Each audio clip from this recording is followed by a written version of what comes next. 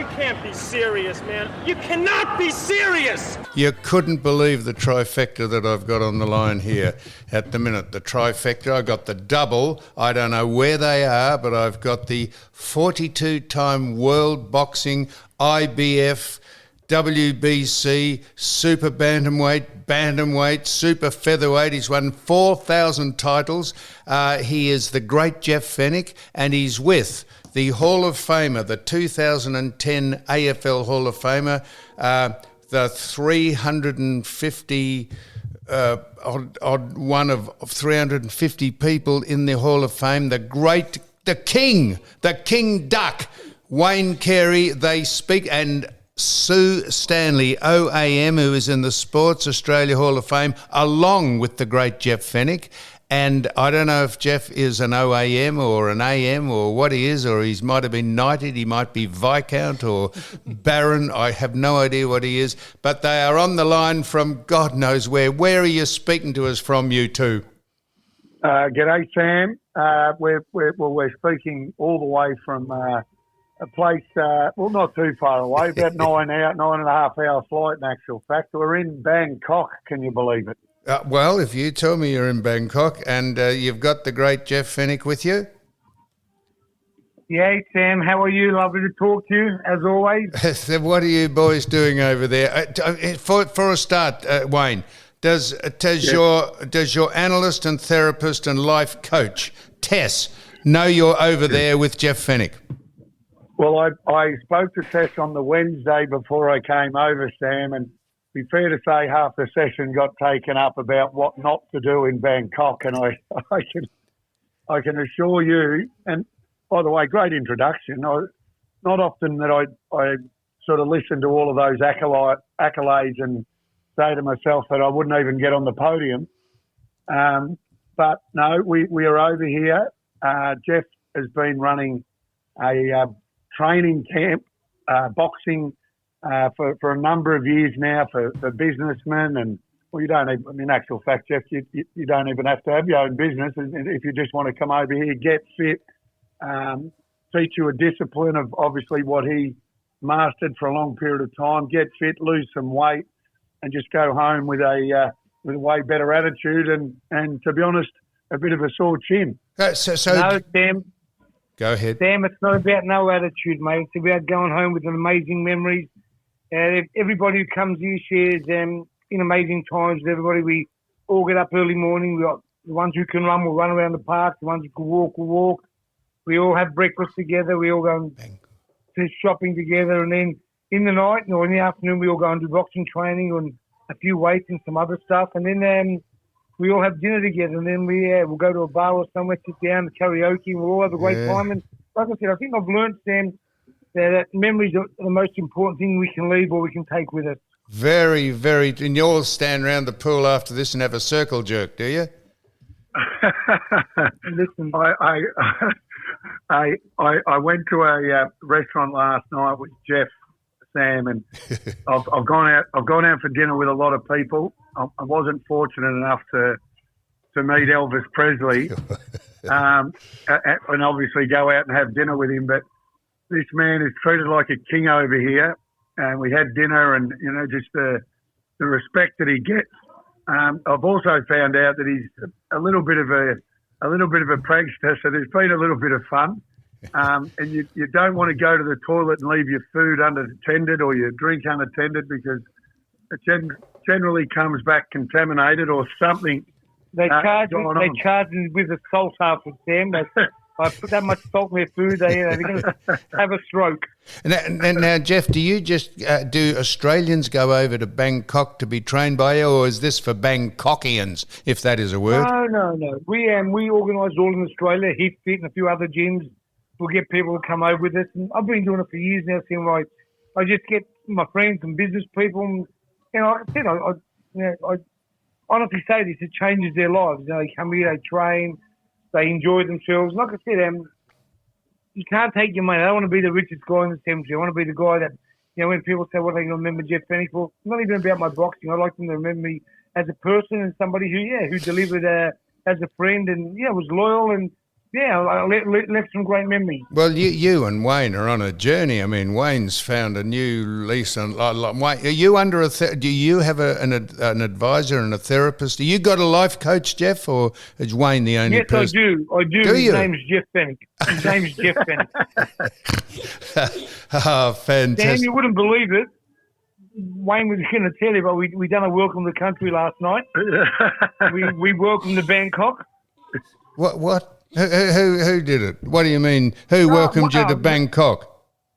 Wayne just said, welcome to Bangkok. I said Sammy would be impressed. That's true. If you're welcoming to Bangkok, we're very welcome to go to Bangkok. Jeez, you had me on the ropes then. On the ropes. I thought you were serious. I was about to give you a tirade. I don't know if you caught up with it, but Australia Day has hit a stumbling block here, just temporarily, until someone said they weren't going to. A whole lot of pubs said they weren't going to be in it, and then the hue and outcry, everyone's up in arms, so everyone's welcome now, and we're celebrating Australia Day, and everything's tickety-boo over here. Sam, I as you know, and I obviously knew we were going to have this chat, so I'm well read. I've been on Twitter or X or whatever you call it these days, and I've been reading, and I did read the number of pubs that were going to do that exact thing, and I thought to myself, well, there's going to be nowhere to go. There was a lot of them.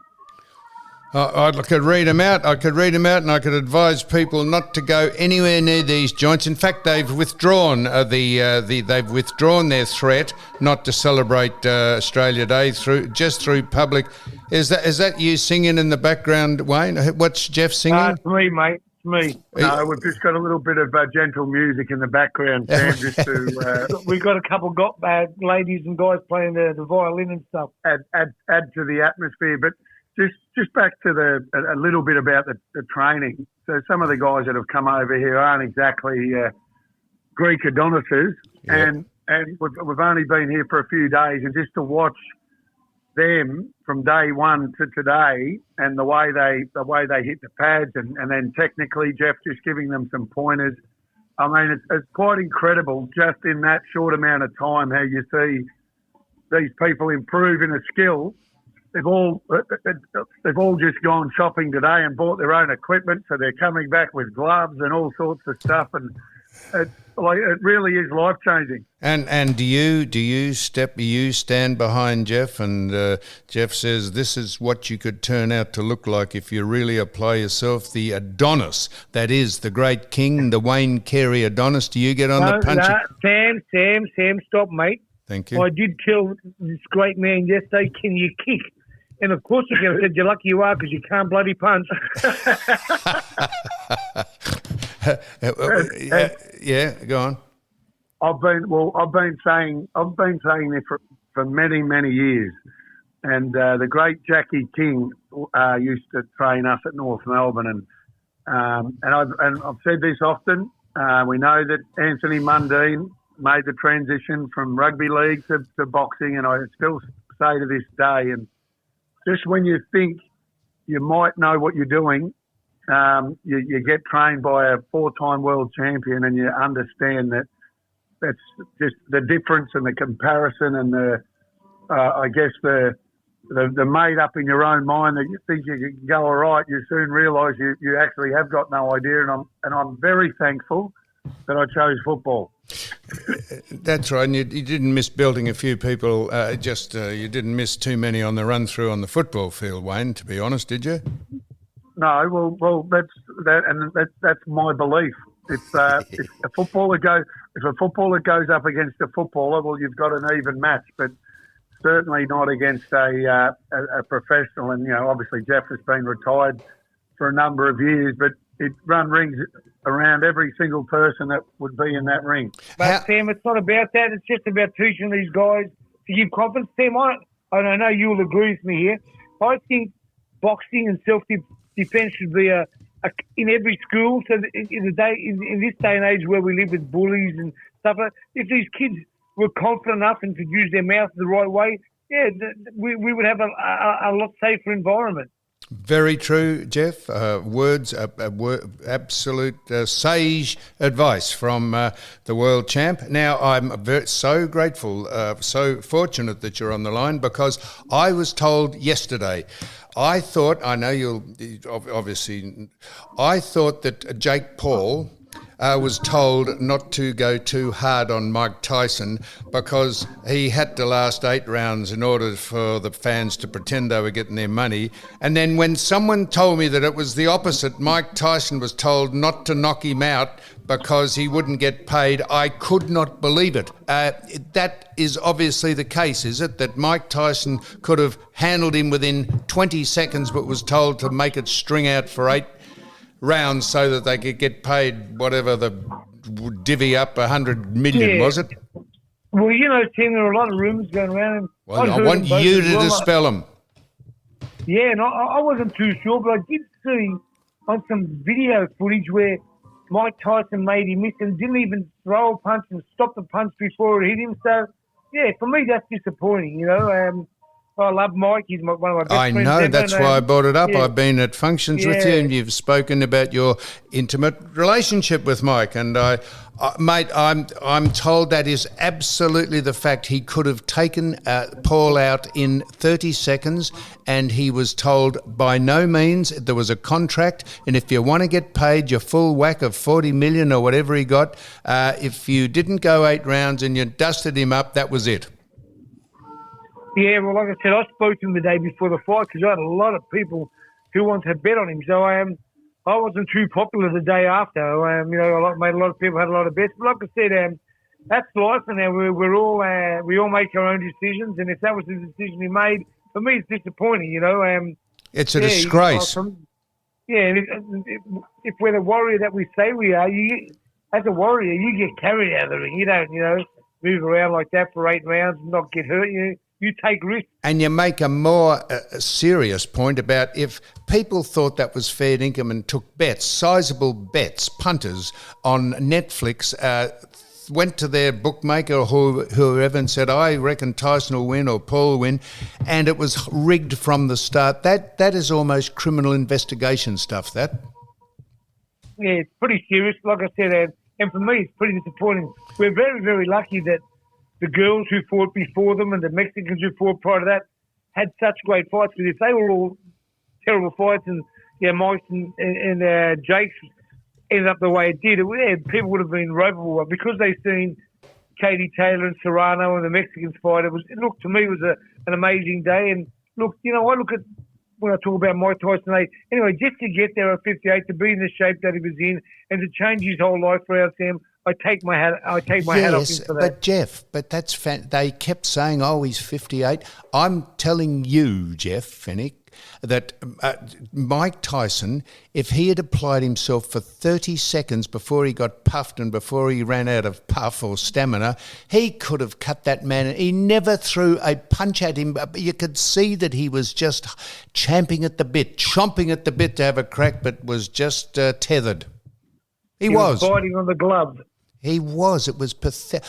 Until someone told me, I thought it was the other way around. But when you look at it again, it was obvious he was just trying to string it out for 8 rounds, which brings me to the point, Wayne.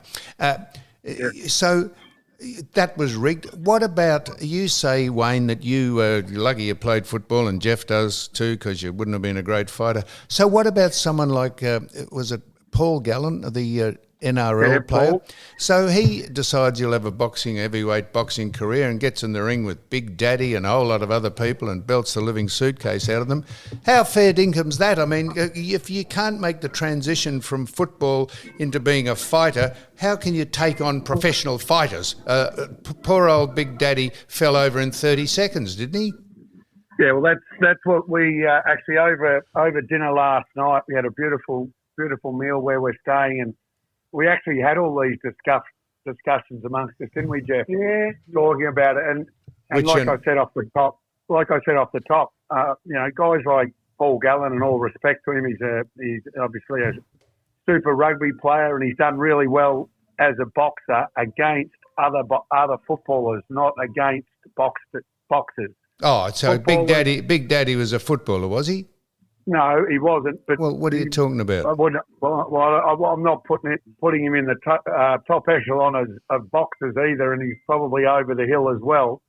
So, what I'm talking about, if you put a fit boxer against a fit footballer, the fit footballer has absolutely no chance of winning. Yeah, well, so, but Paul Gallen didn't just fight ex-footballers, did he? No, we didn't, Sam. And like I said, again, that to me, that night that he fought Big Daddy Brown was a huge shock to me. But I also heard on the rumour monger there was like people saying that he was going to be knocked out, knock him out within 3 rounds and stuff like that.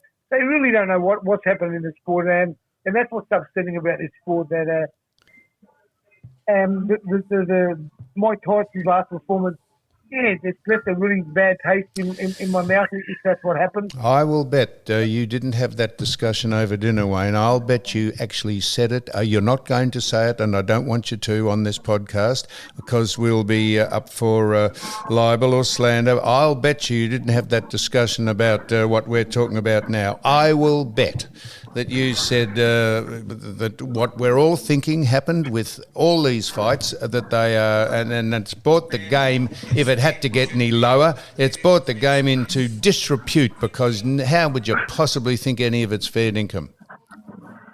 No, and that's been that discussion was had, and more than prepared to say it. Look, I haven't watched all of Paul's fights. We know what, and Barry, I've got to know very well after footy, and his last 2 fights against Sonny Bill, and then the last one, which were I'd reckon they're fair income. Ended in the first 2 rounds. Look, it's not a great look for boxing when you get those type of fights, but then, like all of us, Sam, and like you, with your, we tend to look at the negatives and not the positives. And like Jeff said, if you look at that whole card the other day, the card itself was a great card. It was just a really bad ending. Sam, I'll tell you something. Yes. Don't you damn wish you were Jake Paul to be able to put that show together and walk away with around 100 million for nothing? It's crazy. It's extraordinary, mate. Who tumbles into all that nonsense? Well, I suppose Netflix do. I'm good on him. I mean, it's just, what does he sell? He's got a range of men's toiletries out. He's an enabler. He couldn't knock up. Seriously, it is honestly and this truly. is where the world's going to nowadays. I mean, you have all these celebrity fighters from different other athletes. You've heard it, have you heard that Manny Pacquiao's playing basketball now? Yeah, I did hear. I knew he played a lot when he was a young kid, but he's doing a celebrity over in Dubai with Chris Fade. Yeah, they said he's going to dunk it, but he needs a trampoline. I was going to say, who's he playing alongside? Caleb Daniel. But they're just exhibition. And Boomer Harvey. But it's all about money nowadays, isn't it? Boomer Harvey. Is he playing against? You know what? Wait, you said that. But how much money do these guys want? That's right. It's crazy, Sam. I mean, listen, like I said, for me, my life's about, giving back to the people who helped me, which were my fans. And I look at some of these people who are fighting. I mean, whether Mike got 20, 30 or 40 million, he's doing great with his marijuana and all that kind of stuff. To go on him, I say it was embarrassing for himself, It was. Although, like I said, he was 58 and so on and so on. But to not throw a punch and to not take a risk. Champions take risks. He was stoned, I reckon. He walked in. That wouldn't surprise me. That would surprise me. Jake Paul came in a car with girls hanging off him and flowers and steam coming out the top of the car. Mike walked in as though he was in a dream. He was glassed over, and he's had a couple of spliffs before he left the room. Listen, Sam, who would get in the car and not worry about anything when you're fighting the supposedly great Mike Tyson? That was there. Now that you even said that makes me even think more that the fight was rigged. That's correct. Who would sit in the back of a car and have girls in when he's about to fight the baddest man on the planet? Me, that's for sure. I'd be focused, looking, thinking of, The gig was up when we saw that. We all should have said, "Hang on a minute," before it even started. Let's get ready to rumble. Let's get ready to rumble. He drove in the car. Mike Tyson, if he wasn't on the Bolivian booger sugar, I reckon he'd had a fair couple of drag and a couple of spliffs. Oh, seriously. Really quickly, I've experienced sitting with Mike for hours on end. Yep, I know. We're in his garage we're in the garage where all these pigeons flew. And he was telling me how some of the pigeons, which are rollers, were rolling, hitting the roof. But they were stoned off their head because they're in the garage while he's smoking 20 cigarettes of weed all day. Poor pigeons. Tell us the story. How he had to have a drug test, a urine test. You can't tell me that, can you? No, you better not tell me. Yeah. How smart is he? One of Jeff's key stories about Mike. So Wayne, now you've been out. You sound a bit croaky, mate. Why you've been out? No. You had any sleep at all? The boys have got colds here, Sam. Whether the air conditioning, you walk got in some and out. Colds, have you? Yeah, Who do you think you're schmoozing there? You got cold. It's so hot outside when you walk in that air conditioning, make you croaky. It's amazing how you, air conditioning over here. Yeah. Wayne's not walking around with the open neck trousers, is he? just a little bit of breeze in. He's been surprisingly hasn't had a drink since we've been here. Trained every day. I'm very, very proud of him. Yeah. What have you been eating? Just nice fare there in Bangkok. What is the food of a choice at Bangkok? Listen, where we stay, Sam, we're in a steakhouse called El Gaucho. And the steak here, it's all Australian meat, but it's just amazing. The service is great. One of our friends last night that owns the Telegraph Hotel in Melbourne, Let me see if that's on the banned list. Go on. Anyway, he wanted to impress. He went over on his own because I usually pick all the wines and stuff. But like I said, last night I didn't have a drink. He went and bought a bottle of wine. Yes, you've got to try it. I said, how much was it? He said, $250. So I didn't drink it, but by the time, he's lucky I didn't, Sam, because I drink 2 bottles on my own. But what he done was he bought 2 bottles. The bill came out to 95,000 baht, which is over $4,000. They weren't 250; they were 2,500 really. He nearly took a heart attack when the bill came. You get confused with all those noughts when you have to put them on the end of baht. Anyhow, I'm looking up. The Terminus is not on the banned list. It's in alphabetical order. The Bridge Hotel and the It wasn't the Terminus, mate. The Telegraph. No, I'm sorry. The Telegraph. No, it's not on the banned list. Hotel. No, you're welcome to go there. They haven't decided to cancel Australia Day. They me using the word welcome all the time. Yeah, but Jeff, seriously, they do it at don't they? They do Welcome to Country at the boxing. I watch all the boxing that you do on Fox, and Christ, they do it there, don't they? Yeah, you won't be watching me anymore. I've got the arse, Sammy. Did you? Yeah. That little guy's about 4'7" and about 140 kilos. He told me it was done. Did he? Yeah, you'd be one of the main reasons I'd watch it, mate. Anyway, that's life, Sammy. You live and learn, and you move on. That's given me much more time to do what I'm doing here, do my public speaking, and spend more time with my wife and children. Now, speaking of this, speaking of eating steak over there, did you know this, Wayne? This is and Jeff, that Coles and Woolworths. Now, have a listen. How much of a wank can these people go on with? The people that run these organisations are seriously projection and virtuous cow-eyed, looking down the lens and saying, "Aren't we evolving?" They are now.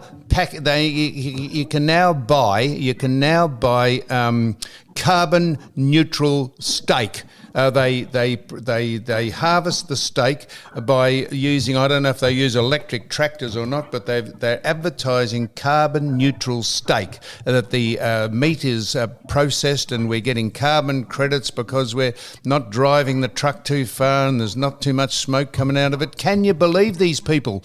Carbon neutral certified beef, it's called. That's so when you break wind, it doesn't smell. Thank you, Prince Rainier. I appreciate the comment.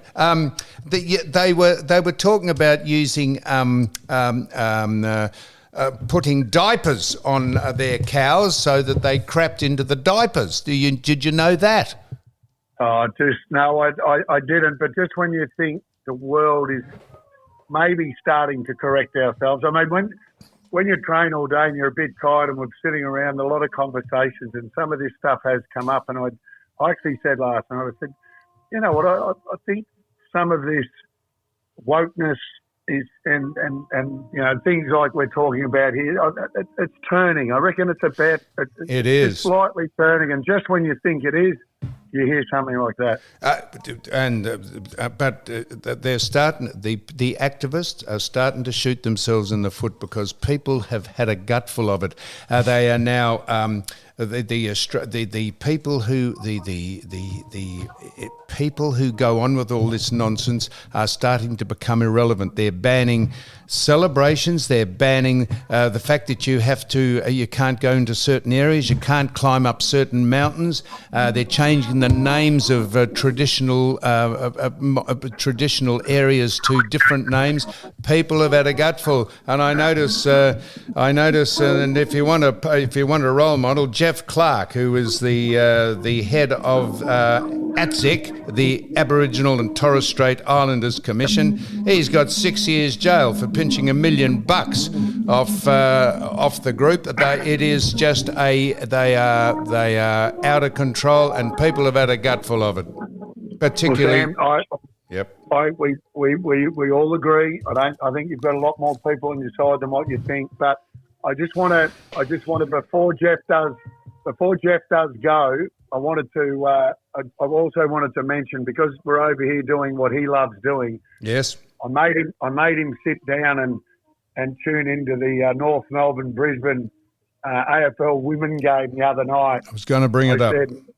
I said, you've got to tune into this. I rang my good mate, premiership teammate Darren Crocker the morning of the game. He answered. He took my call. I said, good luck, Croc, and don't be too nervous, and that we haven't won a flag since '99, and pumped him right up. And Jeff and all the guys. So there was about 20 of us.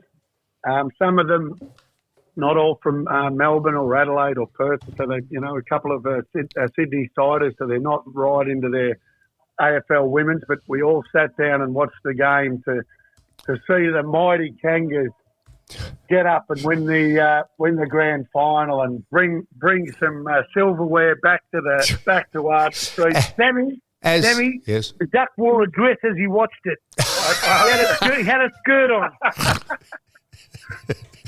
As Sue is my witness. Now she's here, and I haven't. She doesn't know that we're having this conversation.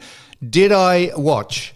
I watched the women. I watched half of the women's grand final, particularly to see your great suggestion that the people running our game, how couldn't you take that game from Princess Park and play it in Marvel Stadium, which was, as you said, it was a capacity crowd. They could have got out of the rain, sat in there indoors, and I watched it. I watched the game, and to see if the AFL had possibly changed venues, because we're being run by Beavis and Butthead. That's Andrew Dillon and Laura Kane. They have no idea what they're doing. They're gradually dismantling the game as we know it, and I thought, well, they might have taken up your suggestion of moving it to Marvel, but they didn't. Well, they didn't, and I noticed a few other people that obviously tune into our podcast last week, and a lot of other people shared the view that it should have been moved there. But I just want to Craig Starcevich, who is the coach of Brisbane, and I know you wouldn't have known that, so I thought I'd say it. Yeah, I didn't. But he was the inaugural coach of Brisbane, so he's been there from the start of when AFL Women started to now, and he said the first half of North Melbourne is by far easily the best football he's ever seen any of the women play since they started. That's how impressed he was by the mighty Kangaroos.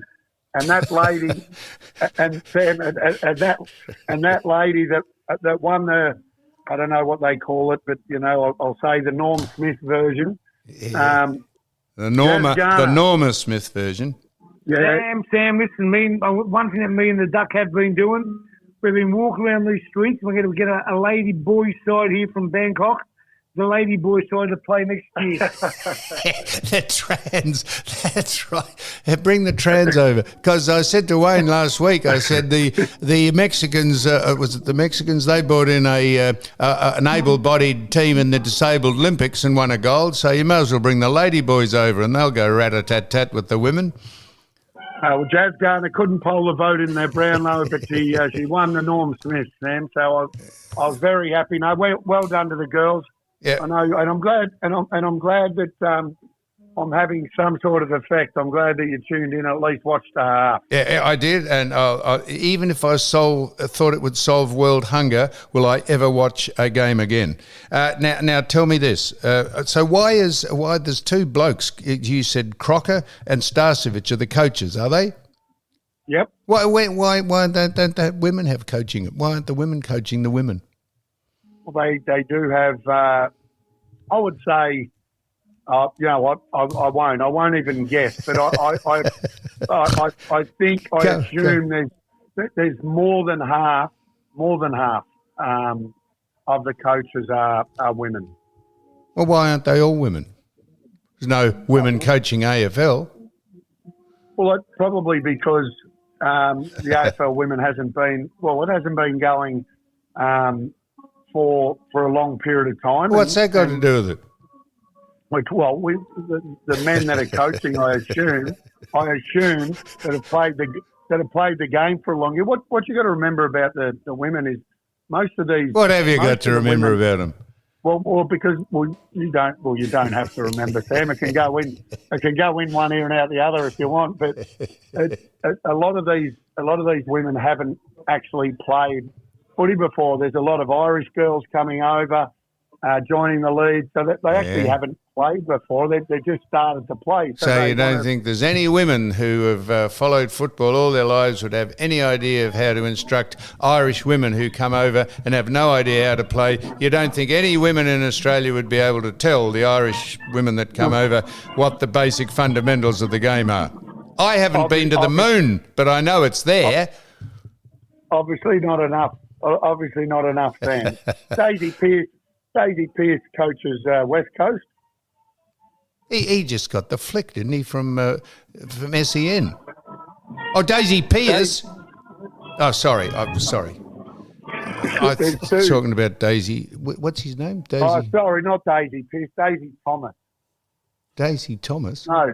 Daisy Thomas. Who's the bloke who used to play? Forward.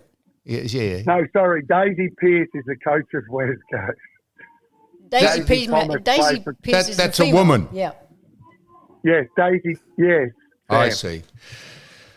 I only found out Sam McClure. I only found out Sam McClure was a bloke a month ago. I thought it was a woman. Daisy Pearce is one of the superstars of AFL women. I know that. I just thought. I know that.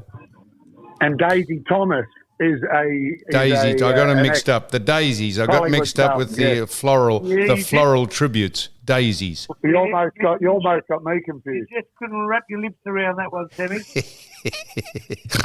That's quite right, Jeff. So have you been? And I hate to just easy up on this answer. Have you been going out and hitting a couple of night spots, or have you been letting yourselves go at the latest functions, or what's going on? I would be lying, Sam, if I said I hadn't ventured to a couple of venues around this beautiful city, of which I've never had a good look around.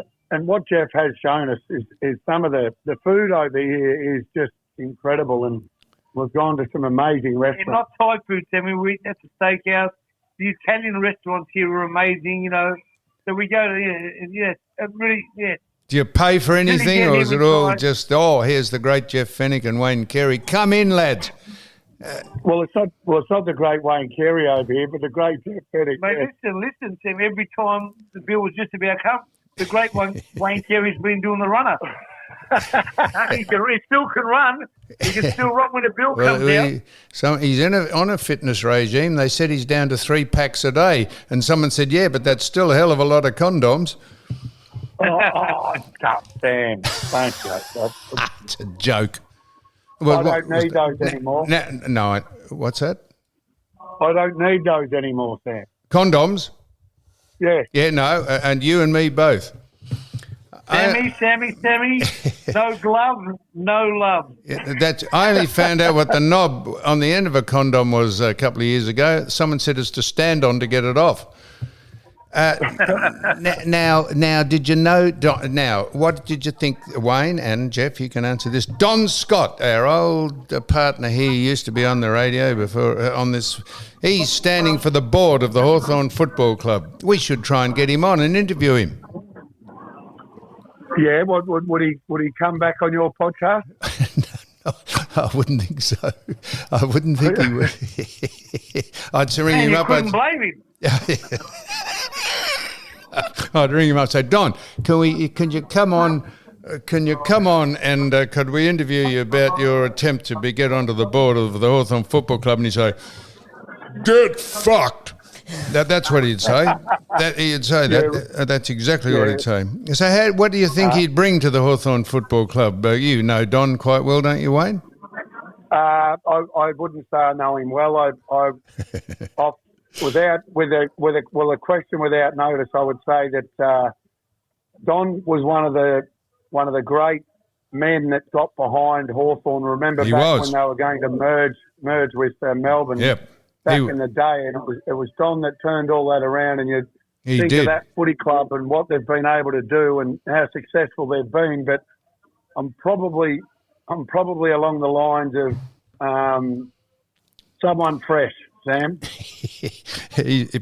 People's skills is not his long suit, but he is solely responsible for that club being in existence. He is. I remember they stood up at the town hall or whatever it was, and he had the jumper, and he got some scissors, or he ripped it in half. He said, "This will not happen," and it didn't. Well, they're doing a documentary on Hawthorn this year. I'm not sure whether you're aware of that, but they're going to follow the Hawthorn Footy Club for this whole year. Don't tell me the bloke who's doing the one at North Melbourne's going to be doing it, is he? And leaving out all the champions? Behind the scenes. No, I think they want to follow a team that's going to have a few wins. So North Melbourne not on the list just yet. Hey, Sam, the Ducks keep hitting me in the ribs. He wants to go and train. Righto, Jeff. All right, I'll get the hint, mate. And when he does that, that's all right. Well, I know. Well, thanks very much for joining us. It's been fantastic. Into the night. All right, well, Jeff is taking off now, Sam. I'm still here. Thanks, Sammy. Thank you. Oh, good on you, Jeff. Thanks a lot, mate. You're a star, mate. Thanks a lot. Wayne, this is. Can you just? Yes. We got another couple of minutes, have we? No. I'm all good. You got to. He's not here now. You got to wonder. He's not here now, so I can talk behind his back. I've got to tell you that the boxing component of it has been fantastic. But you know, at the age of 53 and the back, and you know, we haven't done this type of training for a long time. And when he asks you to do, 20 burpees and squat jumps. And all this sort of stuff. And I'm looking around, I'm going, I didn't sign up for burpees and squat jumps. I've come here to hit some pads and, do some sparring and do all of that sort of stuff. And now my legs today, I can hardly walk. Yeah, no, but he should moderate. You can't, he should just ease you into it. He's just no good trying He has. He has eased us into it, but I was... And the thing about it is, I didn't have the courage to say no. No, you wouldn't have the courage to say no. Did you catch? We had the Australian Open golf here. Did you hear about that? I have a little bit of an eye on it. How to dismantle a sport. So here's another person running sport in Victoria or Australia. James Sutherland put together the Australian Open, where we had the women playing with the men and disabled people. They had 3 groups, disabled, women and men, playing in the Australian Open. and the television was an absolute disgrace. You couldn't work out what course any of these people were playing on, who was leading, who was playing with whom. They went from men to women to blokes with one leg to back to the men to back to the women. It was a schmozzle, and I've got a feeling the government, us, funded most of the sponsorship. It was an absolute debacle. If you want to drag great sport down to its base level, just keep going to the AFL and keep watching Australian golf. Well, we're at a venue where, and I'm sure you've seen them over here, where they're bars where you have like 20, sports bars. Yep. And there's like 20 TVs, and you've got the NFL on one, and the ice hockey on another one, and the AFL women on that, and then you have the golf on that, and you have everything. And they had that on, and I can assure you it got turned off very quickly. It was pathetic. It was just such an obvious diversity, inclusion and equity. It was so obvious that Mr. Sutherland and the people who put it on were trying to showcase the world that we're enlightened and we're moving with the times and it's a woke sport. It was absolute bullshit. It was pathetic. It was so obvious that what they were trying to do. Do you want to go and watch the women and men with one leg and the boys playing all together? Do you? The simple answer, and it comes down to one's personal choice. It's not for me. Well, if it's not for anyone, it's give them their own separate tournaments so you can work out what's going on. It was pathetic. Yeah. Anyhow, now, Duck, I don't know if you've got anything else you want to chat about, but I suppose you're not into the politics of Joe Biden's just pardoned his son. Did you hear that? I did, Sam. I did read that, and look, if you're a father, I'm a father. Yep. And if you had the ability to pardon your son, yep, you can't tell me you wouldn't. I can't tell you that. I would pardon my son, but I wouldn't say. I tell you what, I wouldn't say. I wouldn't say the reason we pardoned him because all the charges against him were a hoax and a fraud and they were just trumped up by Trump and the opposition. That he is an absolute felon. He is a crook and he should have been put in jail, and I would have pardoned him, but don't say the charges against him were made up and corrupt, because if anyone deserved to be in jail, he does. And it just shows you that the greatest liars and corrupt, the most dishonest and corrupt government in history was the Biden one, only possibly surpassed by the last Andrews government here in Victoria. Well, I think the easy way around that, and I think you nailed it in exactly what you just said. As a father, and you had that ability, you would pardon your son, but you're honest about why you're pardoning him, and not make up excuses for what he's actually done. Be honest. Get it done. Cop the criticism for it and move on. But there's no need to follow one bad decision with another. Very true, Wayne. It's refreshing that you said that, because of course you would pardon your son. You don't want him to be ragged, bagged, and shagged in jail for the next decade. So you want to keep him back from that. But to say that all the charges were made up and it was had no choice because they weren't real charges. He had if you want to look at the string of charges that he was indicted for and found guilty of course he was found guilty because he wouldn't be pardoned unless he was found guilty. Yeah. All right. Well, now has Tess been on the line to you from Bangkok? How many times? I've spoken a little bit about Tess. Funnily enough, because of our discussions about Tess over the last few weeks, you'll be amazed. She's actually had a few phone calls. Clients. Clients. Oh. So she's had a few people call her. I did think to myself. So I spoke to her on the Wednesday. Actually, I spoke to her on Wednesday straight after we did the podcast last week. Mm-hmm. And and spoke about things that had gone on the week before, and then obviously the other things that we're still working on and talking about, and told her I was coming to Bangkok, and I've been here for 3 days, and I've already sent her a message and said we might need another couple of hours next week just to get through what I've seen over here. Look, how long are you there for? I'm here for. I'm actually here. When you start a trip and the first 2 days, 3 days, it feels like you've been here for a week. Yeah. And then generally the last bit flies. Well, that's what I'm hoping. I'm hoping the last few days flies, but it's another 3 or 4 days, Sam. I'll be home. Yeah, home on the weekend. My great dread is that I wake up in the days that you're over there and I see in the paper that the great Wayne Carey has done something. He's either I don't know. They'll be onto you. They'll be onto you like a tree full of owls over there. Now that there'll be people following you over there. You know that, don't you? Well, I do get a little bit of paranoia. I was sitting there having my nails done. Oh, I beg pardon? I was having my nails done. I was getting a beautiful You're having a pedicure. Oh, fuck me.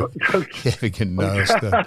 Jesus. I was getting a beautiful pedicure the other day, and a gentleman from Melbourne came in and sat next to me and started a conversation, and I had my friend Brett from Perth's here, and he was sitting on the other chair, and he decided he wanted to get his back waxed, so he went off into the back room and sitting there with the gentleman from Melbourne and having a chat, and and it's amazing how many Aussies you run into over here, like you're just walking down the street, and a lot of people. I feel quite tall over here, Sam. So a lot of people do sort of take notice and stare, and automatically you think, oh, what are they looking at, and who are they? And so, believe it, and I'm being honest when I say that, I do have a little bit of that over here.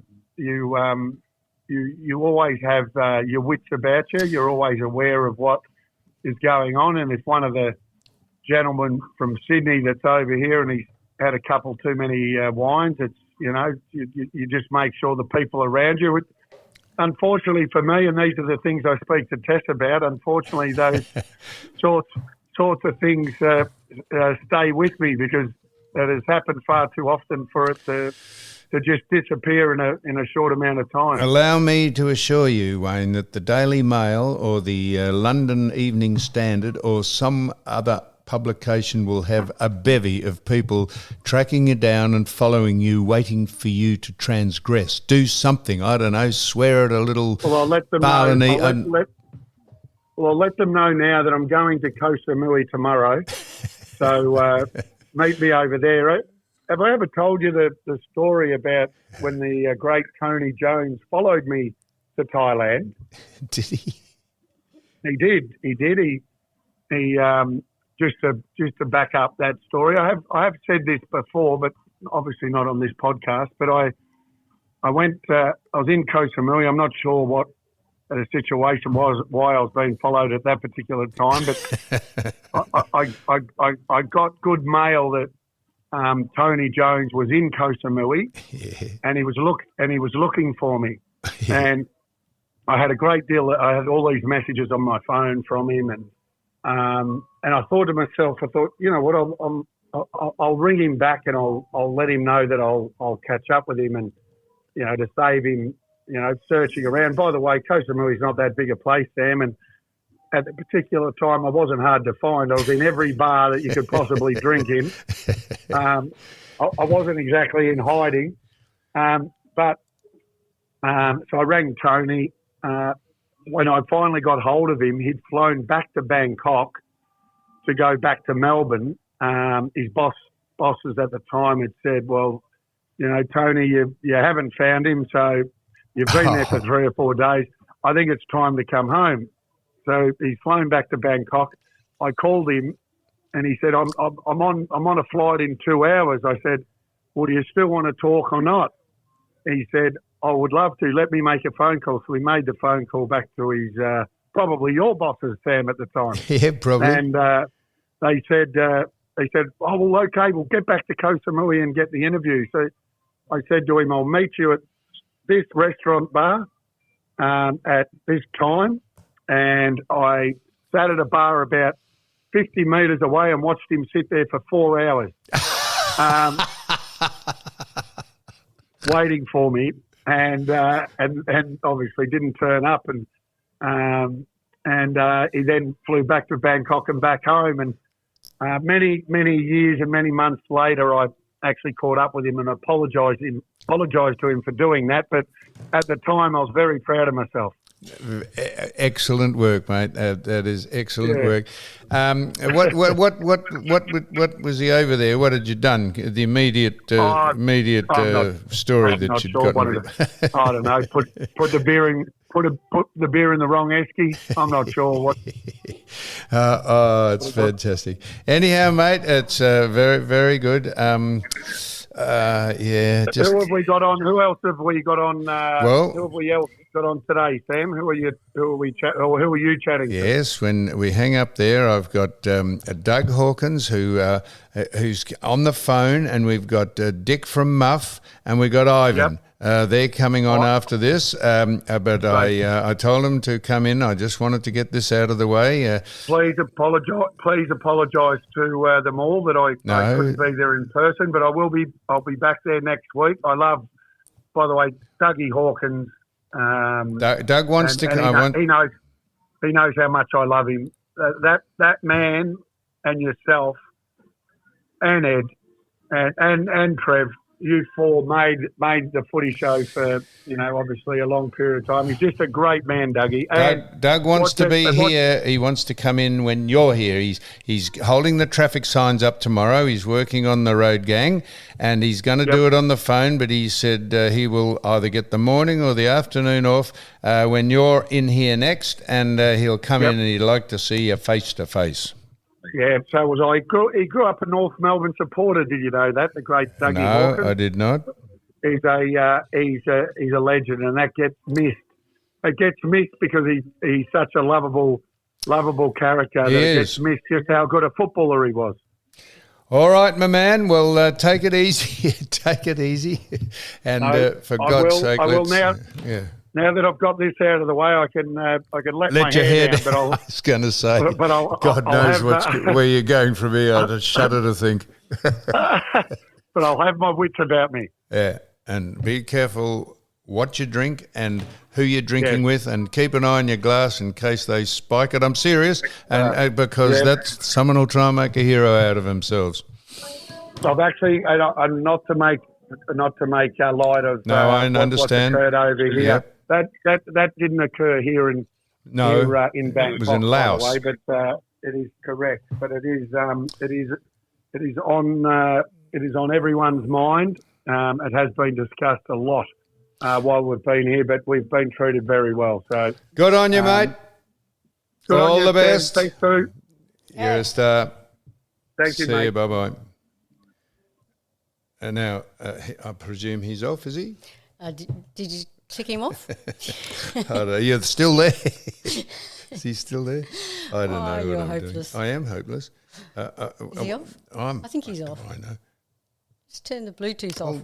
Oh yeah, I think it clicked then. Now we should finish. I didn't want to. I mentioned about the carbon neutral meat. Can you believe Coles and Woolworths? How patronising and what of a slobbering suck up these people can be to have carbon neutral certified beef. It's climate active carbon. And they're going to store up their carbon credits. It just beggars belief. The reason I bring Woolworths and Coles up, I bought some Magnums, ice creams. Ice creams? Magnums the other day. Which ones? well, We got the chocolates, you got the peppermint, yeah, and there's Double caramel choc. and salt or something. So the packet, you could fit one of your shoes in the packet, and you rip the packet open. And at the bottom of the packet is the actual ice cream. They have reduced it. If they could not worry about carbon neutral meat, if they could put at the size of the Magnum now in the packet is It's like a mini one. what are the people who investigate consumer affairs? What are they? ACCC. ACCC should go down and buy some Magnums and say you cannot put a giant packet there. As I say, you could put one of your shoes in the packet. I bet you they haven't half the price of it though. The price is, don't worry, they're $12 an outer. For 3 of them or 4 of them. I noticed it with the Wheat Bix. Have you seen the size of the Wheat Bix? Everything is being reduced. The prices are going up, and they're worried about carbon neutral meat. And now the shelves are empty. Exactly right. The money they would save on the ice cream, they should pay the packers and storers. They could fly them around the world. No, it's seriously. I tell you. We don't have that much trouble finding money to buy groceries, but you actually have to feel for the rank and file who are living paycheck to paycheck, doing it tough with rent and petrol and fuel and heating, and they go down and seriously, the price of crap is staggering. I couldn't believe it. I went to the supermarket the other week, and I walked out with a trolley, and it was about $156. It was, and I looked at the trolley, and I reckon there would have been about 10 items. And I've just gone, how can this happen? As I say, we handle it all right. Just mind you, I'll think twice about buying some Magnums again. You got to buy a Magnum and see how much ice cream is on the actual stick. The stick actually protrudes outside the ice cream. There's no ice cream on it at all. You'll be able to fit the whole thing in your mouth all at once. Absolutely, eat the stick for roughage, and eat the bag. Use the bag as a garbage bag. The bag is that big. You think, shit, how big is this? And you get it home, and you could put a pillow in there. Surprise! Yeah. All right. Well, that's enough. That's enough shit. All right. Well, so now I'm just going to get Doug and Ivan. I'll just over there waiting. So we're coming now, and we'll get Doug on the line, and I'm not sure what we'll speak to them. We nearly covered everything, but we'll do it. So thank you very much, Sue. That's it.